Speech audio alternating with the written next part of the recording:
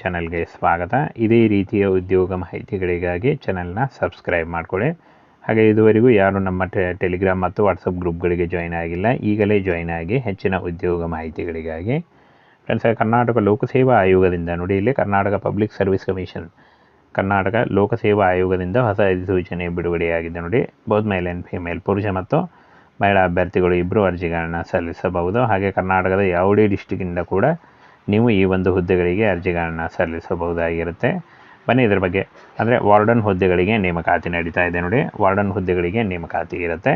ಬನ್ನಿ ಇದರ ಬಗ್ಗೆ ಒಂದೊಂದಾಗಿ ಮಾಹಿತಿಯನ್ನು ತಿಳಿಸ್ಕೊಡ್ತೀನಿ. ಕರ್ನಾಟಕ ಹಿಂದುಳಿದ ವರ್ಗಗಳ ಕಲ್ಯಾಣ ಇಲಾಖೆ, ಸಮಾಜ ಕಲ್ಯಾಣ ಇಲಾಖೆಯಲ್ಲಿ ಖಾಲಿ ಇರತಕ್ಕಂಥ 825 ಹಾಸ್ಟೆಲ್ ವಾರ್ಡನ್ ಉದ್ಯೋಗಗಳಿಗೆ ನೇಮಕಾತಿಯ ಹೊಸ ಅಧಿಸೂಚನೆ ಆಗಿರುತ್ತೆ ನೋಡಿ.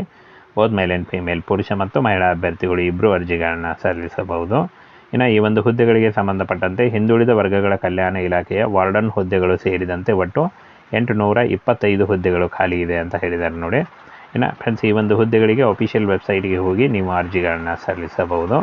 ಹಿಂದುಳಿದ ವರ್ಗಗಳ ಕಲ್ಯಾಣ ಇಲಾಖೆಯಲ್ಲಿ ನೇಮಕಾತಿ ಇರುತ್ತೆ. ಹುದ್ದೆಗಳ ವಿವರ, ವಿದ್ಯಾರ್ಹತೆ, ವಯೋಮಿತಿ, ಅನುಭವ, ವೇತನ ಶ್ರೇಣಿ, ಆಯ್ಕೆ ವಿಧಾನ, ಇದರ ಬಗ್ಗೆ ಸಂಪೂರ್ಣ ಮಾಹಿತಿ ವಿಡಿಯೋದಲ್ಲಿರುತ್ತೆ ನೋಡಿ.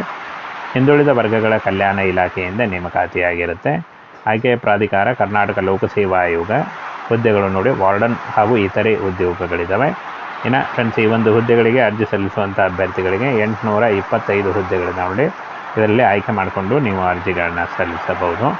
ಹಾಸ್ಟೆಲ್ ವಾರ್ಡನ್ 150 ಹುದ್ದೆಗಳು, ಅಡುಗೆಯವರು 300 ಹುದ್ದೆಗಳು, ಅಡುಗೆ ಸಹಾಯಕರು 300 ಹುದ್ದೆ, ರಾತ್ರಿ ಕಾವಲುಗಾರ 75 ಹುದ್ದೆಗಳಿದ್ದಾವೆ ನೋಡಿ. ಇಷ್ಟೊಂದು ಹುದ್ದೆಗಳಿದ್ದಾವೆ. ಈ ಒಂದು ಹುದ್ದೆಗಳಿಗೆ ಆಯ್ಕೆ ಮಾಡಿಕೊಂಡು ನೀವು ಅರ್ಜಿಗಳನ್ನು ಸಲ್ಲಿಸಬಹುದು.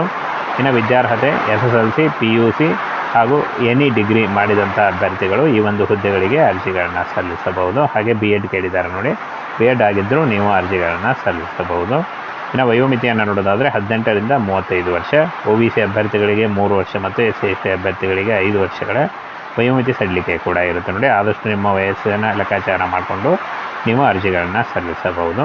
ಪರಿಶಿಷ್ಟ ಜಾತಿ, ಪರಿಶಿಷ್ಟ ಪಂಗಡ ಒಂದು ಅಭ್ಯರ್ಥಿಗಳಿಗೆ 5 ವರ್ಷಗಳ ವಯೋಮಿತಿ ಸಡಿಲಿಕೆ ಇದ್ದರೆ, 2A 2B ಮತ್ತು 3A 3B ಅಭ್ಯರ್ಥಿಗಳಿಗೆ 3 ವರ್ಷ ಇರುತ್ತೆ.